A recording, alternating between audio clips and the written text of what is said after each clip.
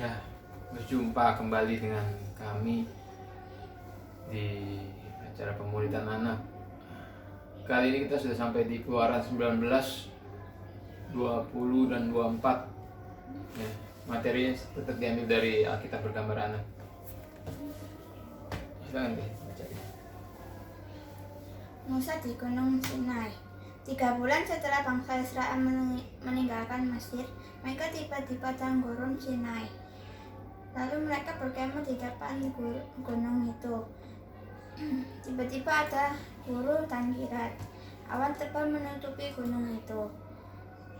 Tiupan sangkakala terdengar sangat kencang. Tiap orang di dalam perkemahan gemetar. Kemudian Musa memimpin bangsa Israel bertemu dengan Allah. Tuhan pun hadir di puncak gunung Sinai. Ia memanggil Musa naik ke puncak gunung. Maka Allah menyatakan firman-Nya, "Akulah Tuhan Allahmu. Janganlah ada Allah lain selain Aku. Janganlah membuat patung bagimu. Janganlah menyebut nama Tuhan Allahmu dengan sembarangan. Ingatlah dan kuduskanlah hari Sabat. Hormatilah ayah dan ibumu. Jangan membunuh, jangan berzina, jangan mencuri, jangan berbohong dan jangan iri hati. Janganlah mengingini milik sesamamu." Musa berada di gunung selama 40 hari dan 40 malam.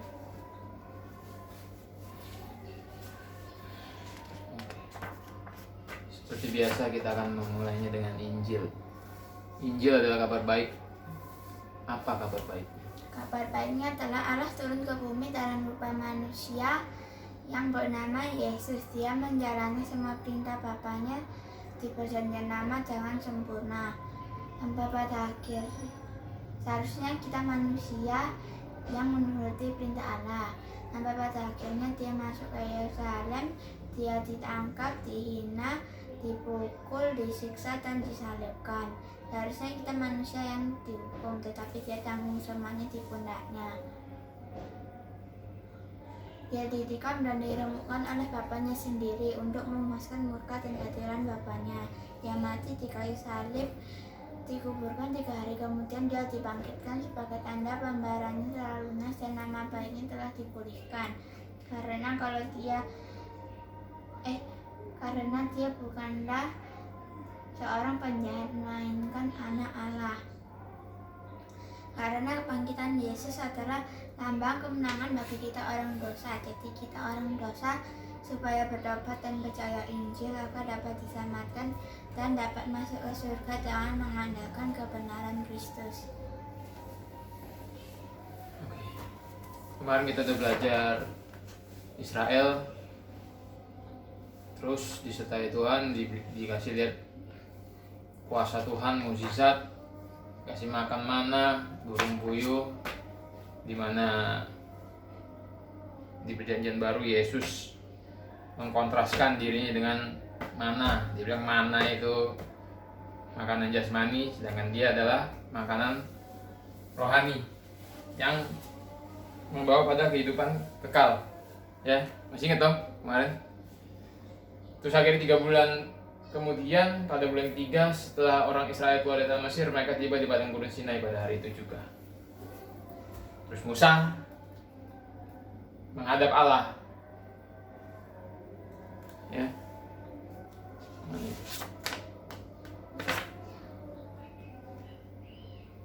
Musa menghadap Allah.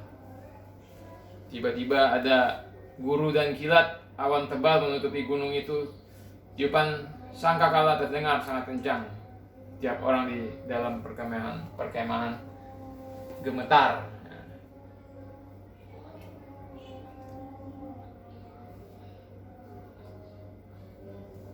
Sebelumnya Tuhan bilang, Keluaran 19 ayat 12, "Sebab itu haruslah engkau memasang batas bagi bangsa itu, berkeliling sambil berkata, jagalah baik-baik, jangan kamu mendaki gunung itu atau kena kepada kakinya, sebab siapapun yang kena kepada gunung itu pastilah ia dihukum mati." Ingat kan dulu Papi pernah ajarin di Alkitab, ya, Kalau kamu buka Alkitab, kamu pelajari, orang-orang yang mau ketemu Tuhan itu sangat berbahaya. Ya, dia bisa mati. Di sini dikatakan pastilah dia dihukum mati. Ya. Kemudian Tuhan berfirman kepada Musa, turunlah, peringatkanlah kepada bangsa itu supaya mereka jangan menembus mendapatkan Tuhan hendak melihat-lihat, sebab tentulah banyak dari mereka akan binasa. Ya. Gak bisa kita menghadap Tuhan dengan santai-santai, dengan cengengesan, dengan perasaan sukacita. Susah, nggak ada itu di Alkitab. Kalaupun bisa itu, tapi pernah ngajarin itu step beberapa gitu. Kenapa? Karena Tuhan itu kudus, kudus, kudus, 3 kali diulang. Sedangkan kita ini jahat, jahat, jahat. Alkitab yang ngomong, bukan lagi. Jadi nggak bisa. Ketemu pasti binasa. Ya, cuman orang yang dipersilakan disebut doang sama Tuhan, kayak Musa gini, diperintahkan Tuhan untuk datang, bisa. Itu pun nggak bisa. Musa pun nggak bisa melihat kemuliaan Tuhan dengan seluruh kemuliaannya. Dia hanya bisa melihat sekilas saja. Gitu. Nanti ada di sini. Karena kalau dia melihat pun Musa ya pasti binasa. Karena semua manusia berdosa. Ya.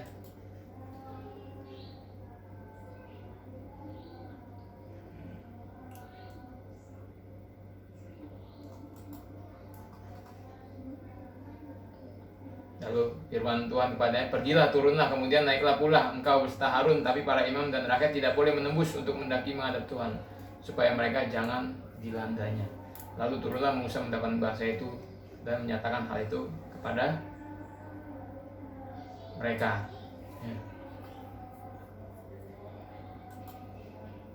Lalu Allah mengucapkan firman ini.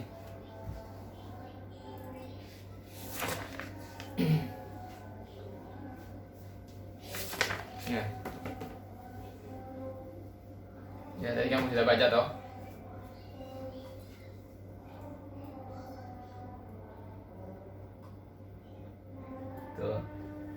Terus seluruh bangsa itu menyaksikan guruh mengguntur, kilat sabung menyambung, sangkakala berbunyi dan gunung berasap, maka bangsa itu takut dan gemetar dan mereka berdiri jauh. Lihat, mau ketemu Tuhan pasti akan takut dan gemetar dan menjauh. Mereka berkata kepada Musa, engkaulah berbicara dengan kami, maka kami akan mendengar. Tetapi jangan Allah berbicara dengan kami, nanti kami mati. Mereka tahu. Ya. Kalau ketemu Tuhan pasti mati. Beda dengan ajaran zaman sekarang. Hebat. Kalau zaman sekarang tuh ajarannya lebih hebat. Ya. Nanti besok kita akan belajar kenapa mereka bisa begitu. Karena mereka akan seperti Israel yang membuat patung anak lembu emas. Manusia itu cenderung sifatnya jahat, berdosa, dan mereka cenderung menciptakan Allahnya sendiri sesuai dengan keinginan mereka. Gitu. Ya. Jadi sampai sekarang dosa itu bertambah banyak, bertambah parah. Dulu zaman Israel mereka sudah menciptakan Allahnya sendiri. Patung anak lembu emas. Ya, terus dikasih firman toh, nanti firman ini ditulis Tuhan di 2 loh batu. Ya. Nah, sekarang kita ke Keluaran 24. Ya, ingat nih ada firman ini nih. Ini namanya 10 firman Tuhan, Dekalog. Biasanya orang menyebut ini firman yang bersifat moral. Ngerti moral? Bersifatnya tuh moral tuh berkaitan dengan akal budi manusia, dengan hati manusia, dengan karakter manusia. Ya, makanya hukum ini nggak bisa dihapuskan. Kenapa? Karena manusia makhluk bermoral. Ini Taurat ini yang nggak bisa dihapuskan. Sampai sekarang masih tetap ada. Gitu. Kalau Taurat yang lain, Taurat itu hukum yang khusus diberikan kepada bangsa Israel. Kalau Taurat lain bisa dibatalin oleh darah Yesus, karena itu hanya terjadi di tengah-tengah bangsa Israel. Itu hukum di tengah-tengah rakyat Israel, hukum sivil. Ya. Tapi kalau ini hukum moral, ini bisa dipakai ke semua orang. Orang manapun harus punya moral, karena kita makhluk bermoral. Nah, di Kejadian 24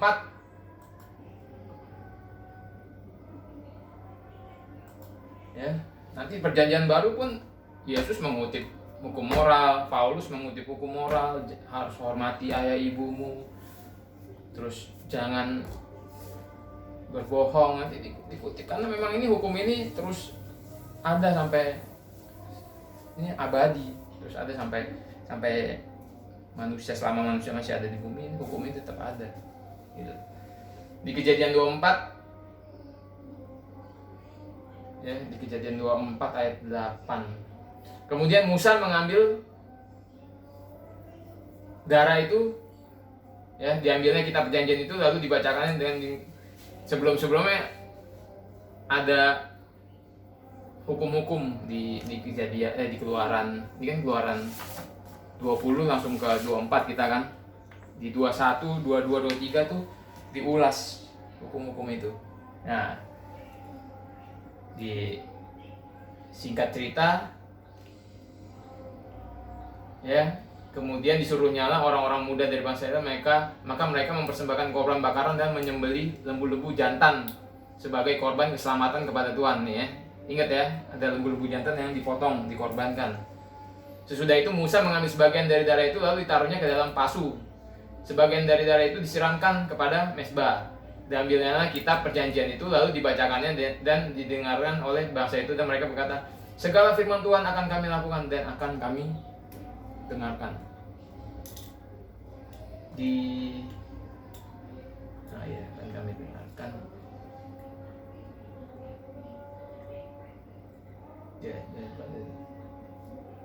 Segala firman Tuhan akan kami lakukan dan akan kami dengarkan. Kemudian Musa mengambil darah itu dan menyiramkannya kepada bangsa itu serta berkata, inilah darah perjanjian yang diadakan Tuhan dengan kamu berdasarkan segala firman ini. Jadi ini perjanjian, oke. Inilah darah perjanjian. Ini perjanjian yang lama. Alkitab kita terdiri dari dua, perjanjian lama dan perjanjian baru.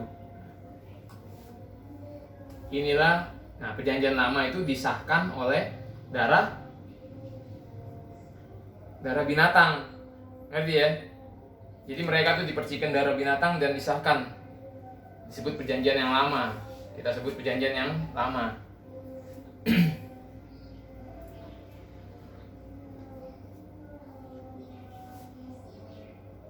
Ya.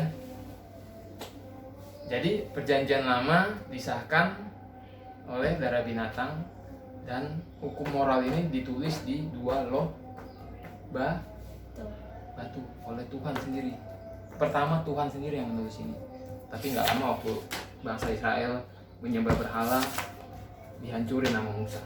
Ngamuk Musa. Ini besok pelajarannya. Ditulis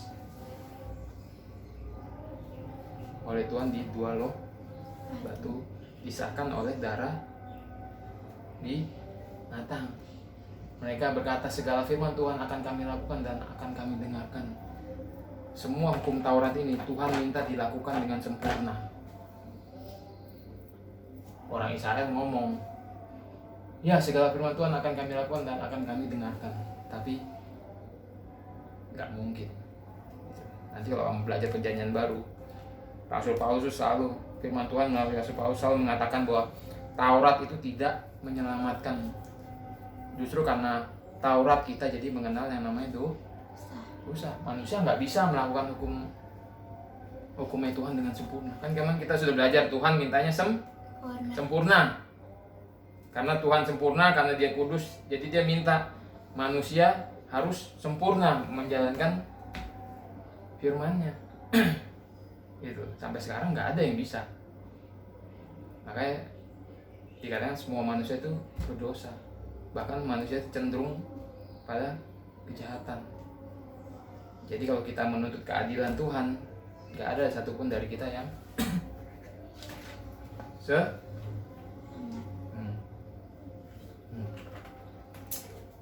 Dan beberapa ribu tahun kemudian, ya.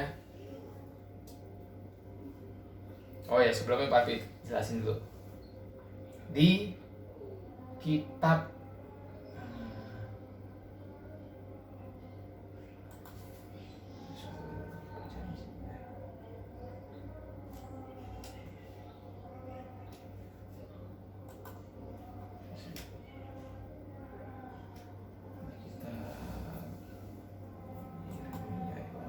Yeremia kalau nggak salah itu. Yeremia 31.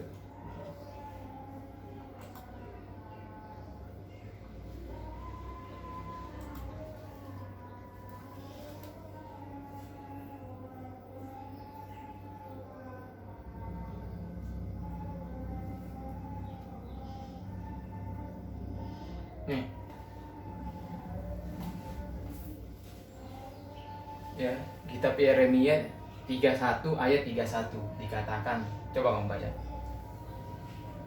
Sesungguhnya akan datang waktunya demikiankah Tuhan, firman Tuhan, aku akan mengadakan perjanjian baru dengan kaum Israel dan kaum Yehuda. Ya.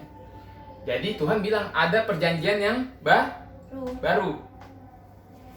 Bukan seperti perjanjian yang telah kuadakan dengan nenek moyang mereka pada waktu aku memegang tangan mereka untuk membawa mereka keluar dari tanah Mesir. Perjanjianku itu telah mereka ingkari, meskipun aku menjadi Tuhan yang berkuasa atas mereka. Demikian firman Tuhan. Tadi kan Bapak bilang nggak ada yang bisa melakukan firman itu dengan sempurna. Walaupun orang Israel bilang, ya kami akan melakukan semua firman Tuhan, tapi Tuhan bilang perjanjian itu telah mereka ingkari. Nanti akan ada perjanjian baru. Nah, sampai suatu hari, beberapa ribu tahun kemudian, ada satu pribadi yang bernama Yesus, ya. Dia ngomong tuh di Lukas 22:20, ya, sebelum dia disalib. Lukas 22 ayat 19 dikatakan, lalu ia mengambil roti, mengucap syukur, memecah-mecahkannya dan memberikannya kepada mereka, katanya, inilah tubuhku yang diserahkan bagi kamu, perbuatlah ini menjadi peringatan akan aku. Demikian juga dibuatnya dengan cawan sesudah makan. Ia berkata, cawan ini adalah perjanjian baru oleh darahku yang ditumpahkan bagi kamu. Ya. Waktu Yesus ngomong ini, mungkin ke-12 muridnya itu langsung loncat dari tempat duduk dia. Kenapa mereka kaget? Pasti mereka tahu janji Tuhan yang di Yeremia tadi. Ada perjanjian baru. Dan di situ tegaskan nama Yesus. Ya. Cawan ini adalah perjanjian baru oleh darahku. Jadi waktu Yesus mati disalib, dia mencurahkan darahnya. Saat itu juga perjanjian baru dimulai dan disahkan oleh darah Allah sendiri, darahnya Yesus sendiri.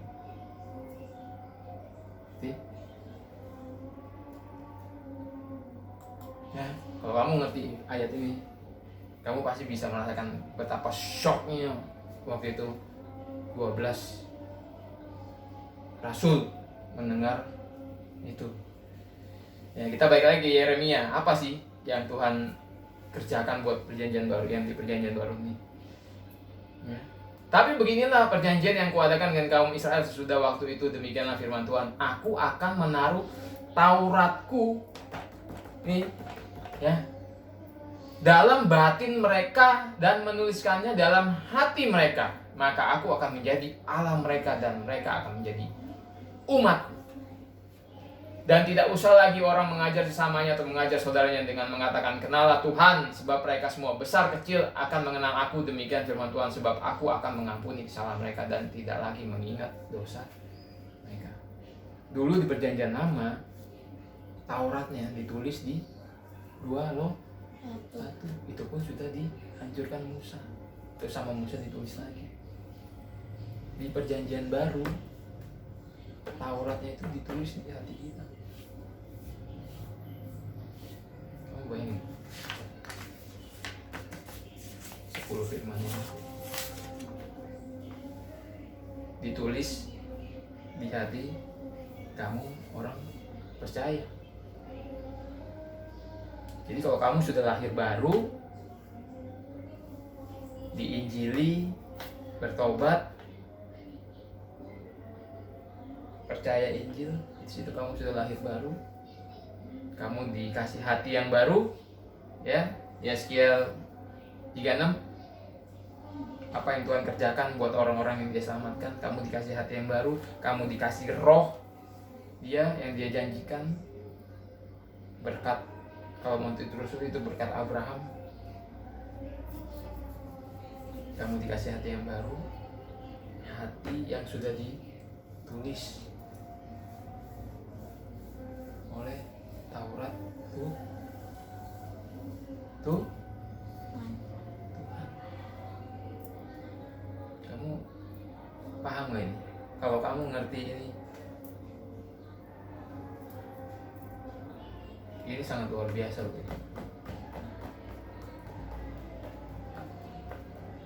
Dulu ini ditulis di batu, sekarang ditulis di hati kita. Sampai Tuhan bilang, gak perlu lagi orang mengajar sesamanya atau mengajar saudaranya dengan mengatakan kenalan Tuhan. Maksudnya bukan yang orang Kristen gak perlu belajar. Ya tetap kita perlu belajar seperti ini. Tapi kalau kamu sudah diselamatkan Tuhan, kamu sudah lahir baru, gak perlu kerja keras, gak perlu main pukul, gak perlu main paksa, gak perlu kayak gitu. Sekali jelasin kamu pasti nangkep, tek. Iya. Karena kenapa? Karena ada roh kudus di dalam kamu yang mengingatkan, yang memberi pengertian, mencerahkan, dan ada firman yang tertulis di hati kita yang baru itu. Gitu. Kalau kamu baca di Yeskiel 36 itu kan ketahuan tuh apa yang Tuhan kerjakan. Ya memang nggak langsung, itu step by step. Pertama dari kecil. Kalau buah itu kan dari kecil, nanti lama-lama matang. Sama kita juga pasti ada iman kita dari kecil, perubahan kita dari perubahan kecil, tapi ada terus perubahan itu. Satu-satunya bukti kamu diselamatkan tuh gampangnya itu, kamu akan berubah terus. Jadi satu-satunya bukti kamu diselamatkan, kamu akan terus hidup dalam pertobatan. Tuhan akan terus membawa kita hidup di dalam pertobatan sampai kita mati nanti. Tuhan akan terus membawa kita hidup di dalam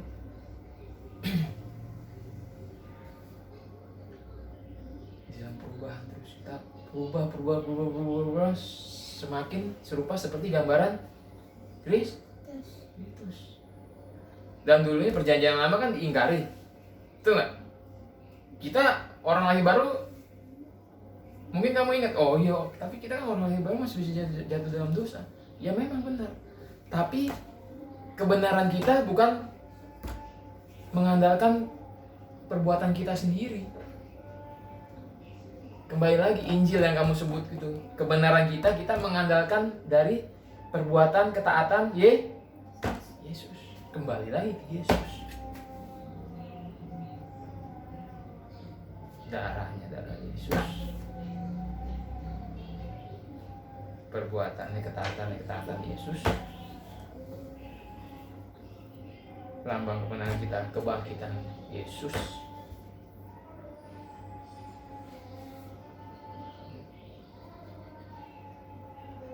semua kasih karunia itu bisa terjadi pada kita karena Yesus mencurahkan darahnya bagi kita.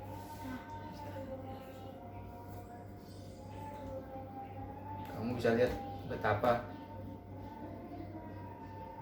pentingnya Yesus dalam kehidupan orang percaya. Tapi sekarang orang jarang memberitakan Yesus. Makanya ini zaman sudah hampir dekat. Bilang yang paling penting gak diberitakan, yang gak penting ya memang penting tapi gak paling penting selalu diberitakan. Mukjizat lah, apalah, financial breakthrough, mukjizat, kesuksesan. Sekarang mukjizat sudah nggak ada lagi. Berapa ribu orang mati karena corona, nggak ada mukjizat. Sukses, banyak sekarang orang sukses kolek. Financial breakthrough nggak ada sekarang. Sekarang zaman ini yang bisa nolong kita hanya Injil yang benar, Injil yang sesuai Alkitab, diberitakan terus, karena melalui pemberitaan Injil Roh Kudus itu bekerja melahirkan seseorang. Makanya kita harus terus memberitakan Injil supaya orang yang lahir dengan natur berdosa, dengan membenci Tuhan, mati rohani, nggak bisa mengenal Tuhan, itu bisa dirubah dan diselamatkan. Mereka mati kena corona ya nggak masalah kalau sudah diselamatkan, betul kan? Ya kan?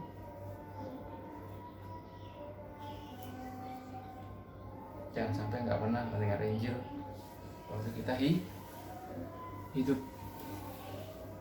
Bahaya. Oke, besok kita akan ketemu lagi di Anak Lembu Emas. Besok juga seru. Oke.